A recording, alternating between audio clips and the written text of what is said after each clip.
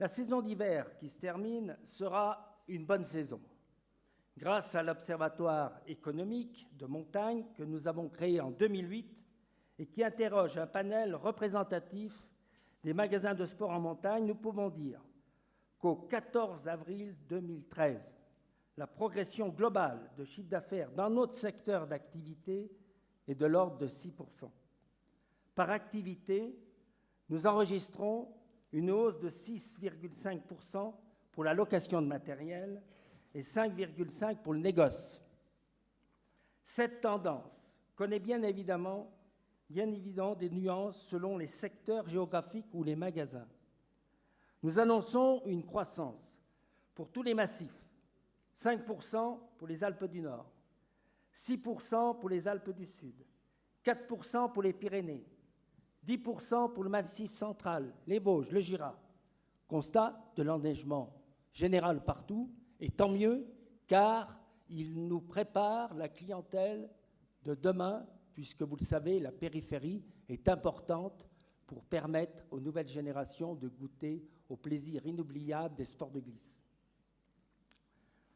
Nous avons bénéficié de bonnes conditions d'enneigement et d'une météorologie capricieuse, comme aujourd'hui, mais le microclimat de Val d'Isère est toujours présent pour vous assurer une belle éclaircie qui a permis le bon déroulement.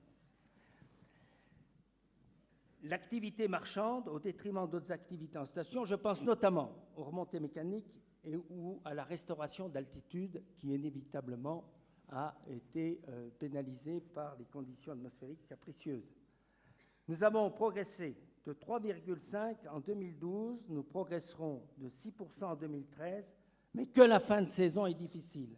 C'est pourquoi nous devons capitaliser sur ces succès, mais rester très vigilants. Si la montagne française tire remarquablement son épingle du jeu, le contexte économique national européen est difficile, incertain, il nous oblige. Nos principaux leviers de croissance sont aujourd'hui l'Internet.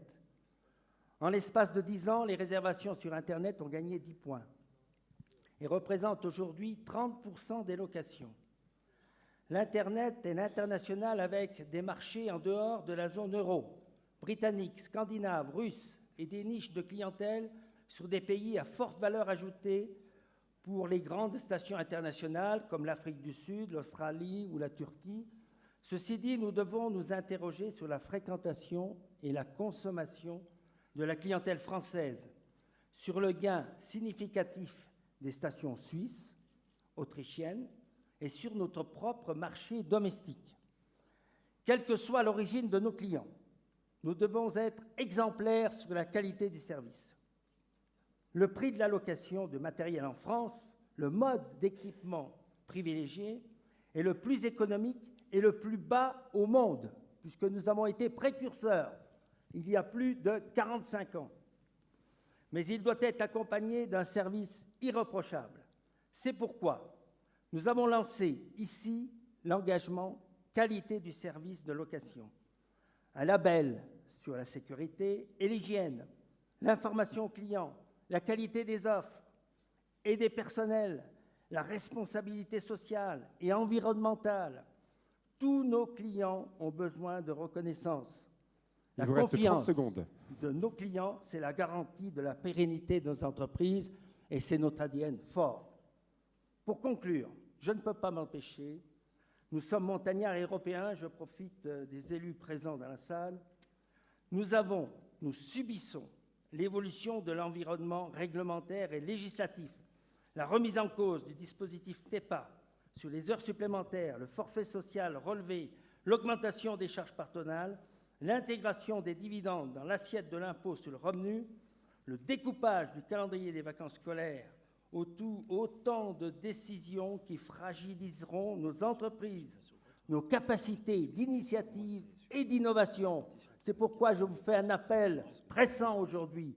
C'est une étude d'impact qu'il faut faire, car on prend en exemple des vacances scolaires de fin de saison, tout le monde y perd. L'État, moins de chiffre d'affaires, moins de TVA, le problème social, cela se dégrade, les salariés terminent. Bref, j'en termine, car le premier enjeu, le seul dans un contexte difficile, c'est l'innovation.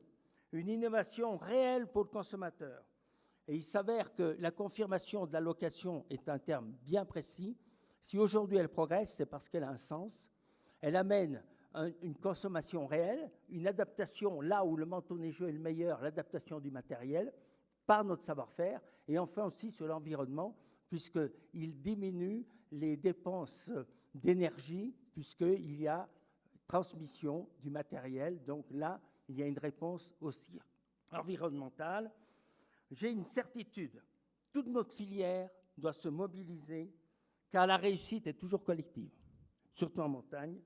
Et la montagne française prospérera tant qu'elle fera rêver.